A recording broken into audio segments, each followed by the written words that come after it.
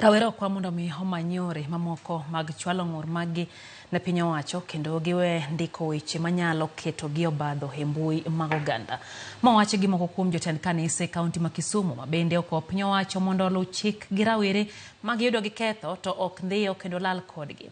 Veronica Rogo nigi ler koa e kaunti ma Kisumu. Monj kod lal mar ojende ma osebedo ka dhi nyime e pacho kae osebedo wich bar ne oganda jo Kenya ka rowere e kaunti ma Kisumu owuok oko mar kwedo tim makamano. Kwa serikali tunaomba wafanye haraka iwezekanavyo, kama mtu ametekwa nyara ama ameshikwa waletwe kotini ili tujue ni kesi gani ameekelewa. Awuoyo gi PS mar Interior to gi IG to amor gi duoko margi ka giwacho maber ni investigation timre makare, ma wadhi bedo gi duoko makare ma jo ma otimo tim maono gi wadhi make sure ni omakgi motergi e court, ma mane yo monego bed ni waluwo. Bende gikwayo sirikal mondo oluw chik kata ka diponi makosa oneno kendo mako jal moketho kaka pend chik dwaro koting'o chwalo gi e doho. Tunajua serikali pia iko na sheria zao za kukamata mtu ambaye hatii sheria, lakini tunaomba wakati unashika mtu ijulikane kwamba ni serikali ndio amechukua hiyo fursa.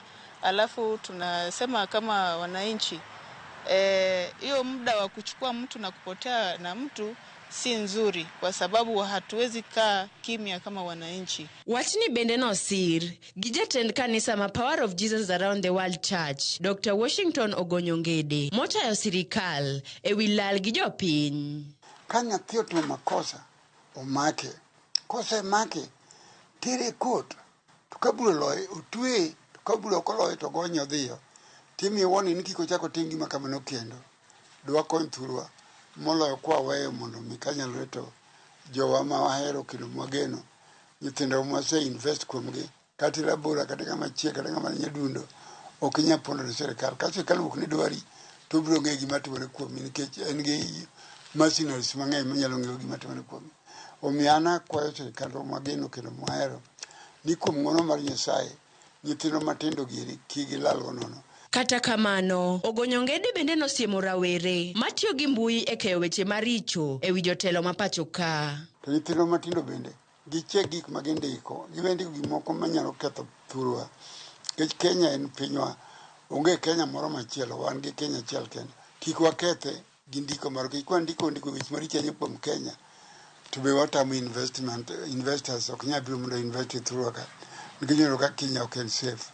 Koro miyo kapok ndio gimar chen kuom Kenya to wapar. E sama sirikal dhi nyime gi rango matut e wi ndhicho mag rowere okwa mondo obed gi horuok e kinde ma gichwalo ich wang'gi e mbui. Arogo Veronica, Ramogi TV.